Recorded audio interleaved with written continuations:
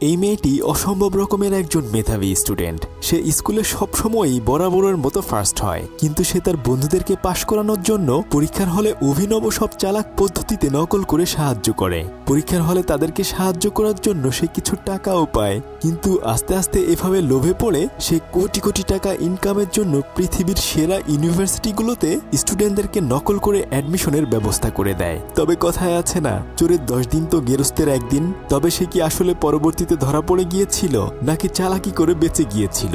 এমনই অসাধারণ একটা কাহিনী নিয়ে নির্মিত ব্যাড জিনিয়াস মুভির গল্প আজকে আপনাদেরকে শোনাবো। আর হ্যাঁ, আমাদের আজকের গল্পটিও সম্পূর্ণ সত্য ঘটনা। তো চলুন গল্পটি শুরু করা যাক। এই মেয়েটির নাম লিন। সে নতুন একটা স্কুলে ভর্তি হওয়ার জন্য তার বাবার সাথে প্রিন্সিপালের রুমে এসেছে। সে এখন পর্যন্ত প্রতিটা ক্লাসে ফার্স্ট হয়ে অনেক অনেক পুরস্কার জিতেছে, তাই তার বাবা সেগুলো তার সাথে করে নিয়ে এসেছে।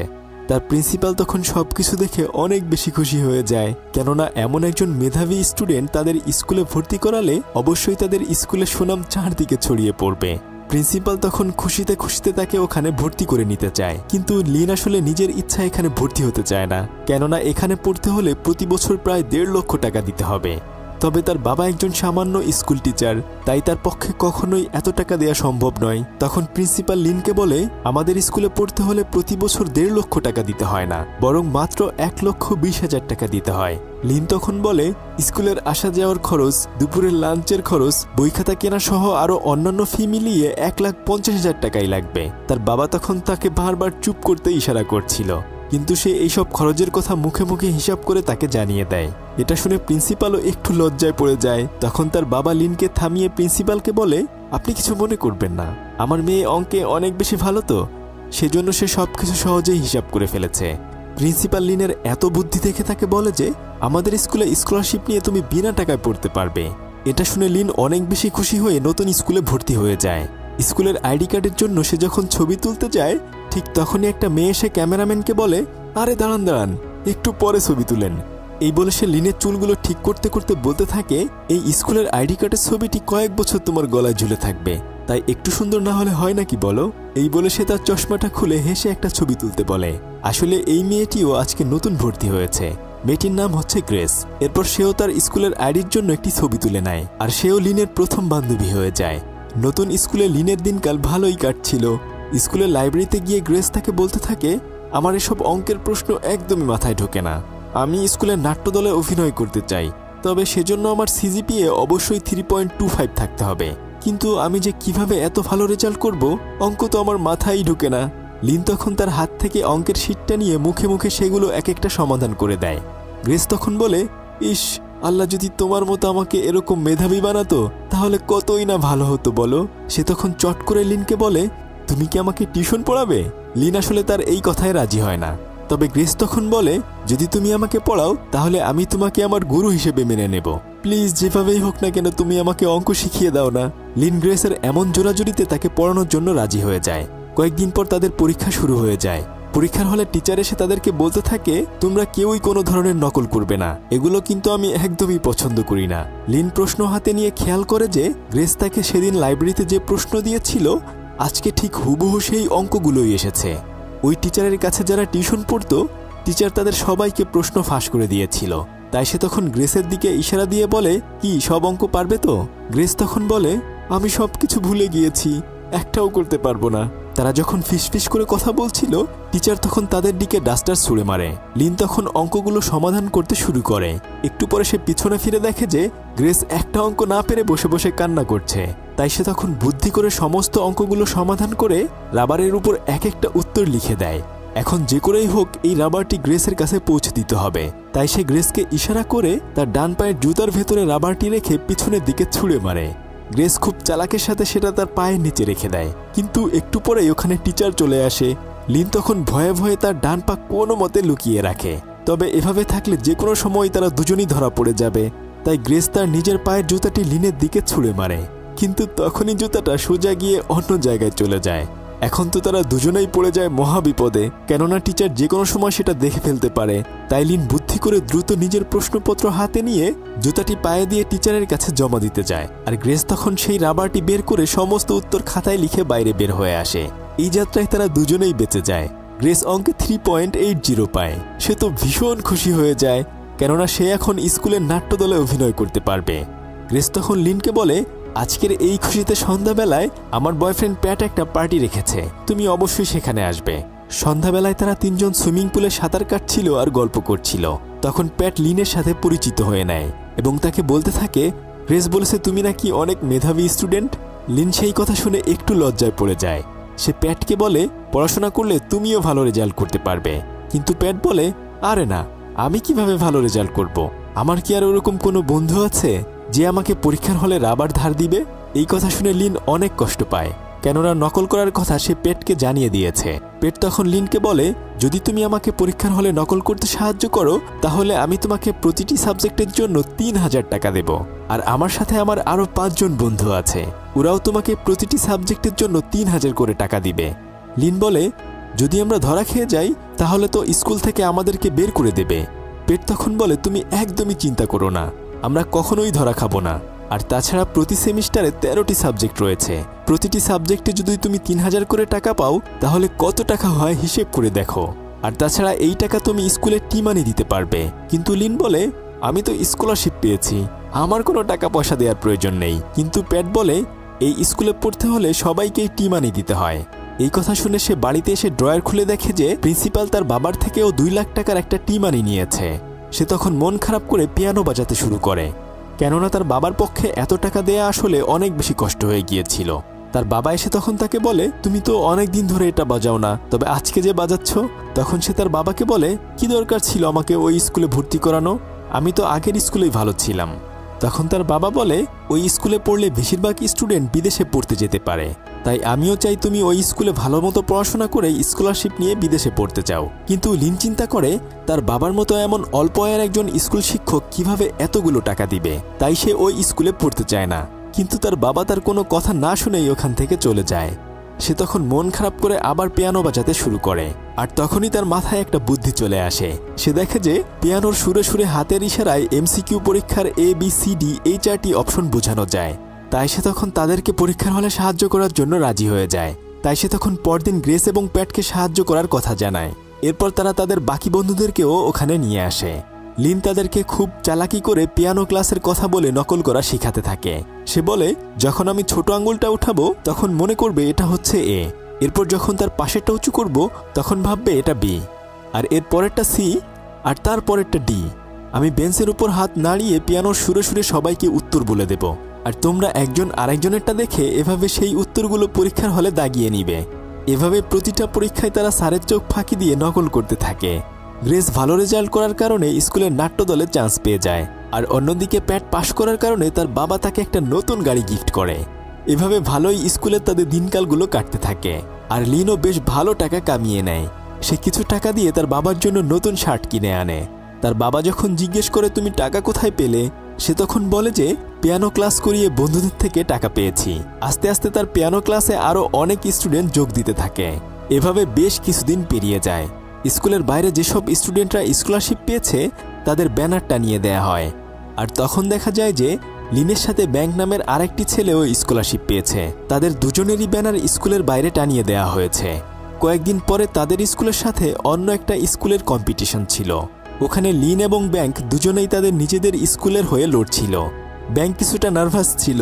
সে হাত মুখ ধুয়ে আসলে লিন বলে, তোমার জামা কাপড় তো একদমই কুঁচকে রয়েছে, এগুলো সে ঠিক করে দিতে চায়। কিন্তু ব্যাংক তখন দূরে সরে যায়। লিন বলে, তুমি কি সকালবেলা নুডলস খেয়ে এসেছো? ব্যাংক তখন বলে, আমি নুডলস খেয়েছি, তুমি কিভাবে জানলে? লিন তখন বলে, তোমার শার্টে নুডলস লেগে রয়েছে। তাই সে একটা টিস্যু দেয় সেটা মোছার জন্য। তখন লিন বলে, আজকের প্রতিযোগিতায় যদি আমরা জিতে যাই তাহলে 5000 টাকা পাবো, চলো বিকেলবেলায় সেই টাকা দিয়ে বুফে খেয়ে আসি। কিন্তু ব্যাংক তখন বলে, না, বাইরের এসব খাবার আমার একদমই ভালো লাগে না। লিন তখন হেসে বলে, তুমি তো দেখছি আমার বাবার মতোই কিপটা। এই বলে সে তার চুল এবং শার্ট ঠিক করে দেয়। একটু পরে তারা দুজনই অন্য একটা স্কুলের সাথে প্রতিযোগিতায় অংশগ্রহণ করে। আর তখন বিচারকরা পায়ের মান জিজ্ঞেস করলে ব্যাংক তখন 3.1416 সহ আরও অনেক দূর পর্যন্ত বলে দেয়। আর এর ফলে তাদের স্কুল ওই প্রতিযোগিতায় জিতে যায়। প্রিন্সিপাল তাদের দুজনকে ডেকে অভিনন্দন জানায়। প্রিন্সিপাল ব্যাংককে জিজ্ঞেস করে, তুমি কিভাবে এত দ্রুত পায়ের মান ভাগ করে দিতে পারলে? তখন ব্যাংক বলে, ম্যাম, এগুলো আমার মুখস্থ ছিল। সেজন্য খুব সহজে বলে দিতে পেরেছি। প্রিন্সিপাল তখন তাদের দুজনকে নিয়ে গর্ব করে বলে, এই না হলো আমার স্কলারশিপের দুজন মেধাবী স্টুডেন্ট।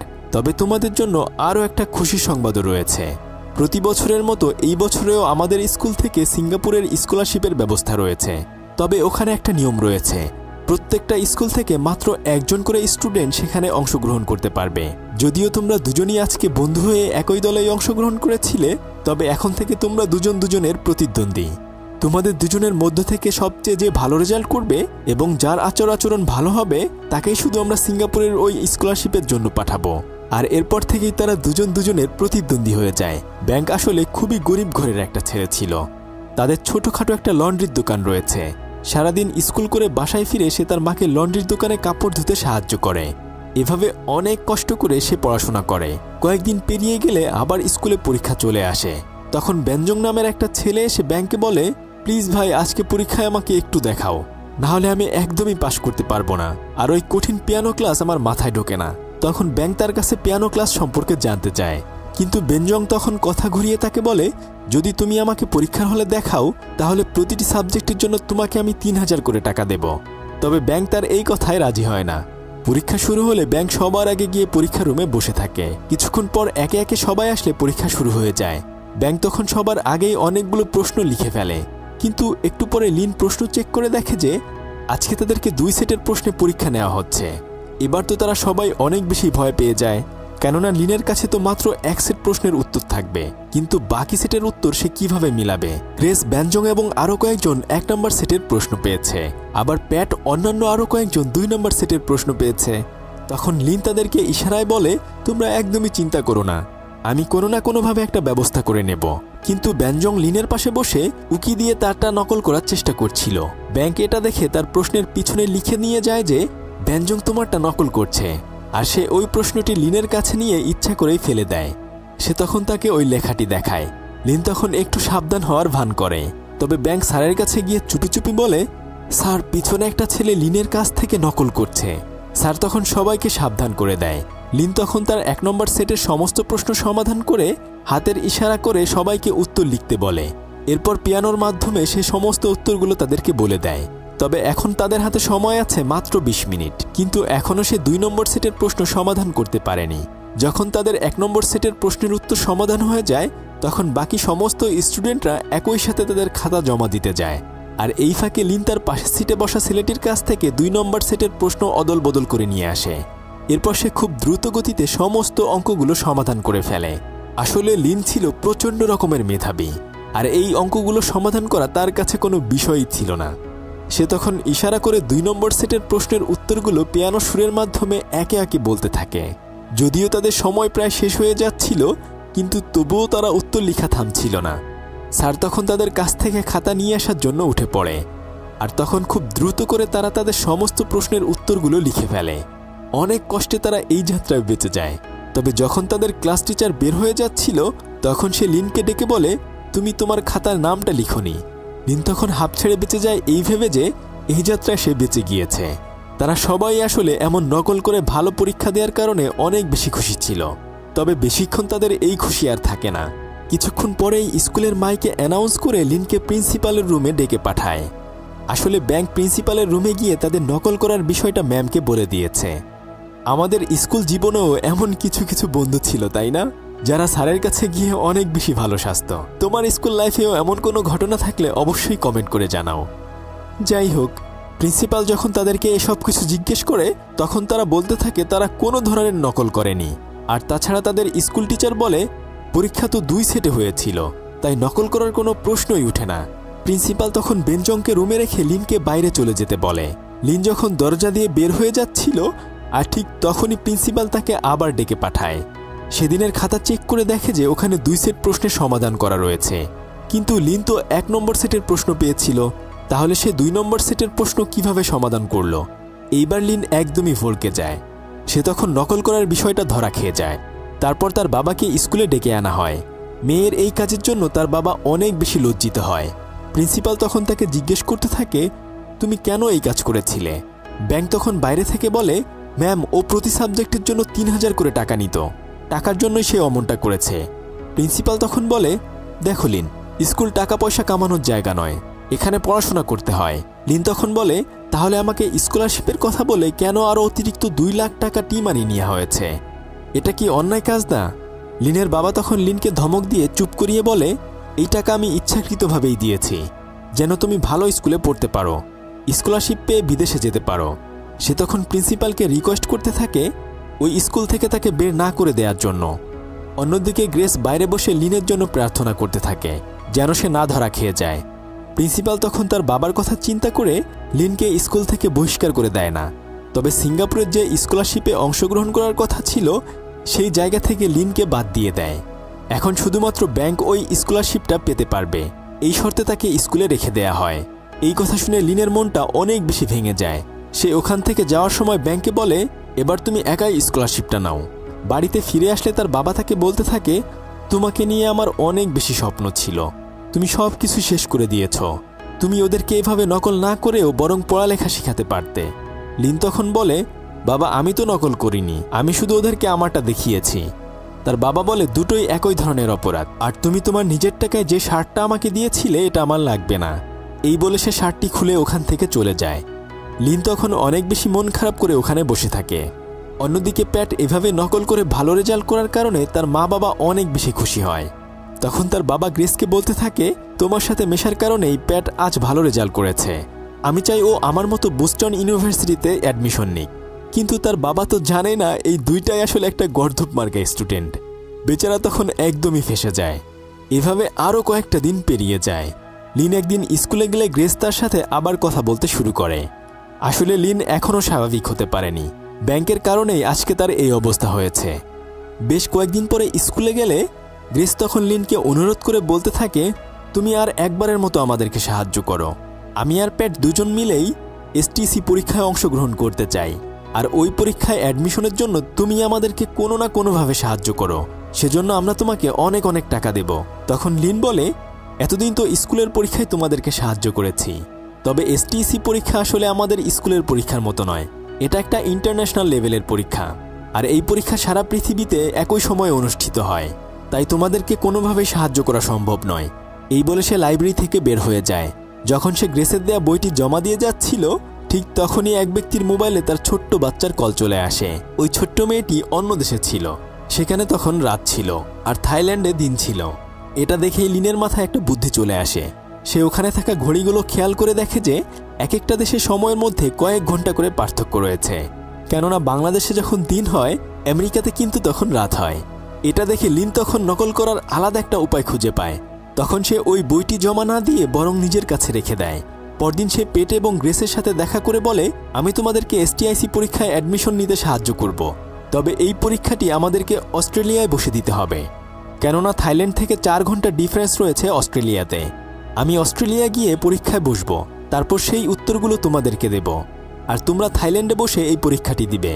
তারা তখন এই জিনিয়াস বুদ্ধি শুনেই অনেক বেশি খুশি হয়ে যায়। কিন্তু পেট তখন বলে, দাঁড়াও দাঁড়াও, তুমি সেই উত্তরগুলো আমাদেরকে কিভাবে পাঠাবে, আর তুমি কিভাবে বা লিখে রাখবে?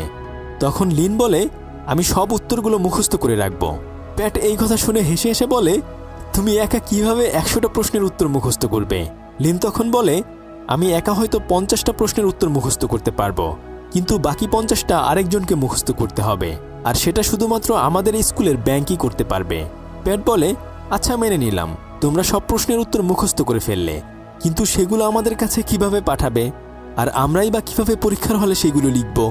লিন বলে, আমরা মোবাইলে SMS করে তোমাদেরকে উত্তর পাঠিয়ে দেব, আর তোমরা সেই উত্তরগুলো পেন্সিলের বারকোডের মধ্যে ছোট বড় দাগ দিয়ে ABCD এভাবে লিখে নিয়ে যাবে, যার ফলে কেউ বুঝতেই পারবে না যে পেন্সিলের মধ্যেই আমাদের উত্তর লুকিয়ে রয়েছে।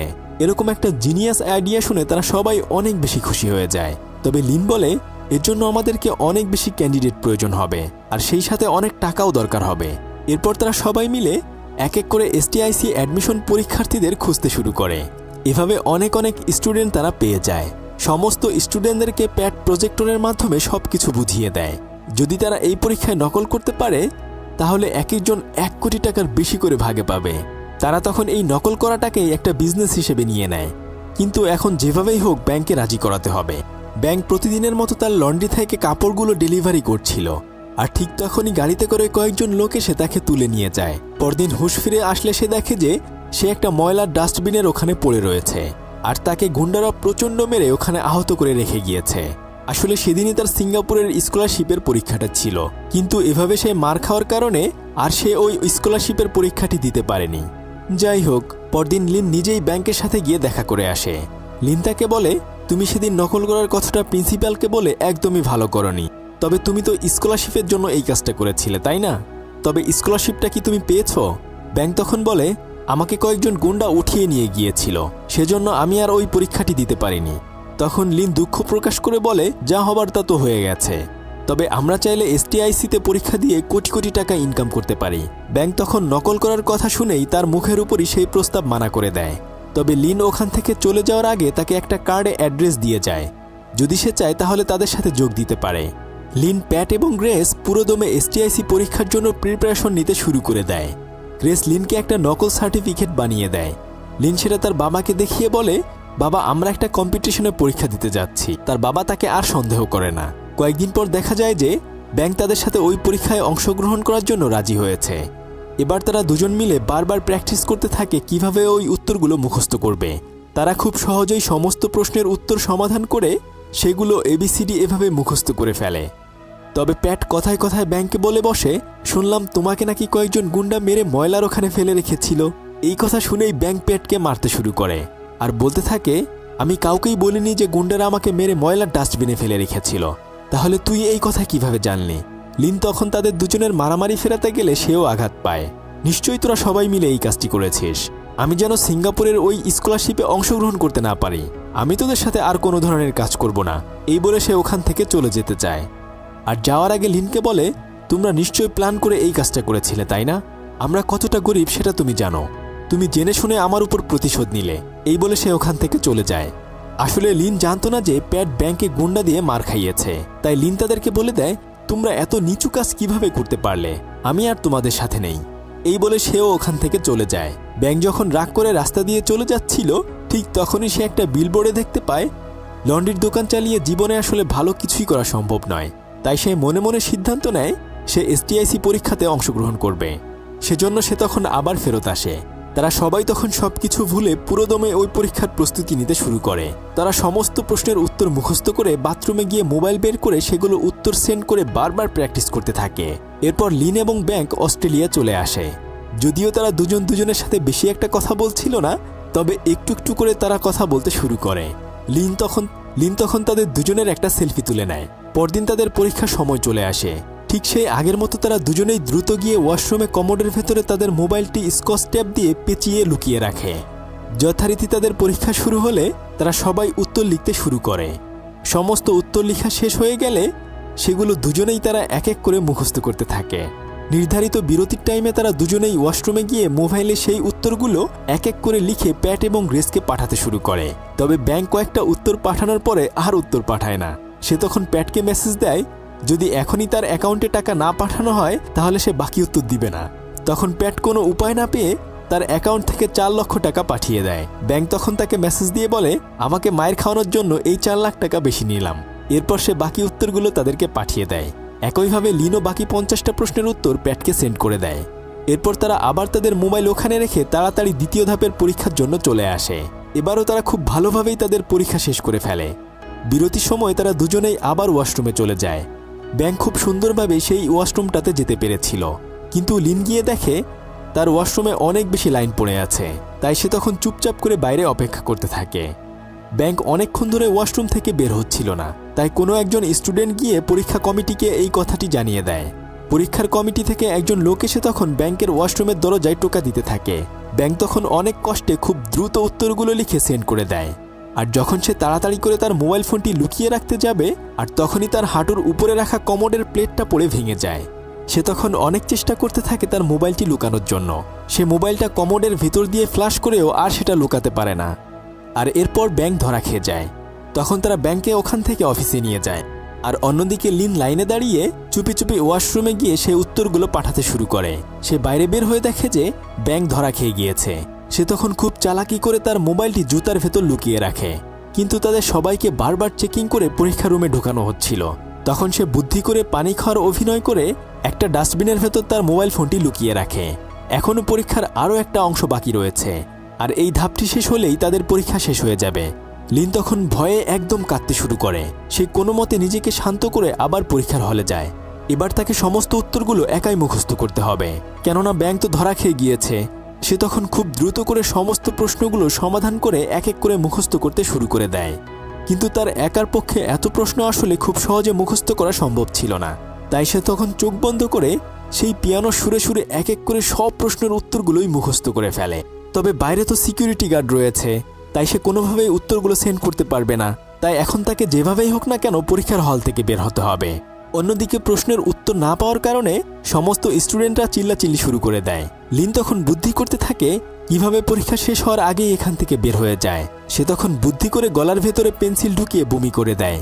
সে অনেক অসুস্থ এই কথা বলে এক্সাম হল থেকে বের হয়ে যায়। বাইরে বের হয়ে সে মোবাইলটি নিয়ে দ্রুত করে ওখান থেকে চলে যায়। কিন্তু বাড়িতে লিনের বাবা বুঝে ফেলে যে লিন তাকে যে সার্টিফিকেটটা দেখিয়েছিল ওটা একটা নকল সার্টিফিকেট। তাই সে তার মেয়েকে খুঁজতে খুঁজতে পেটের ওখানে চলে আসে। প্যাট এবং গ্রেস তখন তার বাবাকে দেখে কি বলবে বুঝে উঠতে পারছিল না। তাই সে বুদ্ধি করে বলে যে লিন এবং ব্যাংক একজন আরেকজনকে ভালোবাসে, ওরা দুজনেই ঘুরতে গিয়েছে, সেজন্য আপনাকে মিথ্যা বলা হয়েছে। তার বাবা তখন এই কথা শুনে ওখান থেকে চলে যায়। অন্যদিকে লিন দ্রুত করে রুম থেকে বের হয়ে প্রশ্নের উত্তরগুলো তাদেরকে পাঠাতে শুরু করে। কিন্তু পরীক্ষা কমিটি সিসিটিভি ক্যামেরা দেখে বুঝে ফেলে যে হয়তো লিনও এই কাজের সাথে জড়িত রয়েছে। তাই তারা তাকেও খুঁজতে শুরু করে দেয়। লিন পরীক্ষা রুম থেকে বের হয়ে এক এক করে প্রশ্নের উত্তরগুলো তাদেরকে পাঠাতে শুরু করে। এরপর সে ওখান থেকে পালানোর জন্য রেল স্টেশনে চলে যায়। কিন্তু সে তখন ট্রেনে উঠতে পারে না। তবে হাঁটার সময় হঠাৎ করেই একজনের সাথে ধাক্কা লেগে তার মোবাইল ফোনটি পড়ে যায়। সে অনেক চেষ্টা করেও উত্তরগুলো আর পাঠাতে পারছিল না, কেননা তার মোবাইলের স্ক্রিনটি ভেঙে গিয়েছিল। তখন সে দেখে যে ওই সিকিউরিটির লোকটি তার পেছনে পেছনে আসছে। সে তখন তার চোখ ফাঁকি দিয়ে কোনো মতে ওখান থেকে কয়েকটা জুস কিনে নেয়। এভাবে অনেকক্ষণ দৌড়াদৌড়ির পরে সে বহু কষ্টে সমস্ত উত্তরগুলো তাদেরকে পাঠিয়ে দেয়। আর তখনই পরীক্ষা কমিটির ওই লোকটি গিয়ে তাকে ধরে ফেললে লিন যে কেক আর জুস খেয়েছিল সেগুলো বমি করে দেয়। সে তখন বলতে থাকে আমি অনেক বেশি অসুস্থ। কিন্তু লোকটি তাকে তার সাথে করে অফিসে নিয়ে যায়। যাওয়ার সময় লিন বুদ্ধি করে সেই মোবাইল ফোনটি অন্য একজনের ব্যাগে রেখে দেয়। অফিসে গিয়ে সে বাইরে তার কাছে থাকা আরেকটি মোবাইলে তার এবং ব্যাংকের তোলা সেই সেলফিটি দেখতে থাকে। তখন ওখানে একজন মহিলা আসলে লিন জিজ্ঞেস করে ব্যাংকে তারা কি শাস্তি দিতে পারে। সে তখন বলে হয়তো সারা জীবনের জন্য তাকে এই STIC পরীক্ষায় অংশগ্রহণ করার জন্য নিষিদ্ধ করা হবে। এরপরে লিনকেও ওই রুমে নিয়ে যাওয়া হয়। সে তখন অনিচ্ছা দেখা সত্ত্বেও তাদের ছবিটি ডিলিট করে দেয়। ব্যাংক তখন বলে এই কাজ আমি একাই করেছি, আমার সাথে কেউ জড়িত ছিল না। তাই তারা তখন লিনকে ওখান থেকে ছেড়ে দেয়। পরবর্তীতে ব্যাংকেও সারা জীবনের জন্য ওই পরীক্ষা থেকে নিষিদ্ধ করে ছেড়ে দেয়া হয়। লিন অনেক বেশি মন খারাপ করে বাড়িতে ফিরে আসে। এয়ারপোর্টে তার বাবা তার জন্য অপেক্ষা করছিল। তার বাবা তখন বলে তোমরা দুজন দুজনকে ভালোবাসো, এই কথা আমাকে বলতেই পারতে, এভাবে লুকিয়ে প্রেম করার দরকার ছিল না। কিন্তু সে তার বাবাকে জড়িয়ে ধরে বলতে থাকে বাবা আমি অনেক বড় ভুল করে ফেলেছি, আমি তোমাকে একটা কথা বলতে চাই। সে তখন তার বাবাকে এই অন্যায় নকল করার কথা স্বীকার করে নেয়। এভাবে কয়েকটা দিন পেরিয়ে যায়। পরীক্ষার রেজাল্টে দেখা যায় লিনের বাকি সমস্ত বন্ধুরা সবাই STIC পরীক্ষায় পাশ করে চান্স পেয়েছে। লিন একদিন ব্যাংকের খোঁজ নিতে তাদের লন্ড্রি শপে যায়। ওখানে গিয়ে সে দেখে যে ব্যাংক তার ভাগের টাকা দিয়ে তার দোকানটাকে অনেকটা সাজিয়ে গুছিয়ে রেখেছে। ব্যাংক তখন লিনকে আরেকটি বড় পরীক্ষায় নকল করার অফার দেয়, কিন্তু লিন আর এই অনৈতিক কাজের জন্য রাজি হয় না। ব্যাংক তখন লিনকে হুমকি দেয় যে সেদিন যে লিনও তার সাথে জড়িত ছিল এই কথা সে সবাইকে জানিয়ে দেবে। কিন্তু লিন তার এই কথায় ভয় না পেয়ে সে খারাপ পথ ছেড়ে দেয়। আর সে নিজে থেকে ওই পরীক্ষা কমিটিকে তার এই প্রতারণার কথা স্বীকার করে। আর এই পুরো সময়টাতে তার বাবা তার পাশে থেকে সব সময় সাহস যোগাতে থাকে। পরবর্তীতে লিন তার বাবার মতো অল্প বয়সেই স্কুলের টিচার হিসেবে চাকরি নেয়। সে তার বুদ্ধি এবং মেধা ভালো কাজে স্টুডেন্টদেরকে পড়ানোর জন্য উপহার দিতে চায়। তো তোমরা যারা স্টুডেন্ট আছো তারা আবার এভাবে নকল করতে যেও না, ভালোভাবে পড়াশোনা করে পাশ করবে কেমন, না হলে একদিন না একদিন কিন্তু ঠিকই ধরা খেয়ে যাবে। তবে এমনই জিনিয়াস ছোট্ট একটা ছেলে ছিল যে তার পুরো পরিবারকে ডাকাতদের হাত থেকে বুদ্ধি করে বাঁচিয়েছিল। সেই জিনিয়াস ছেলেটির অসাধারণ গল্পটি দেখতে চাইলে স্ক্রিনে থাকা আমাদের এই ভিডিওটি দেখুন। এতক্ষণ আপনাদের সাথে ছিলাম আমি সাদি। ফিরছি কয়েকদিনের মধ্যেই নতুন কোনো ভিডিও নিয়ে। আল্লাহ হাফেজ।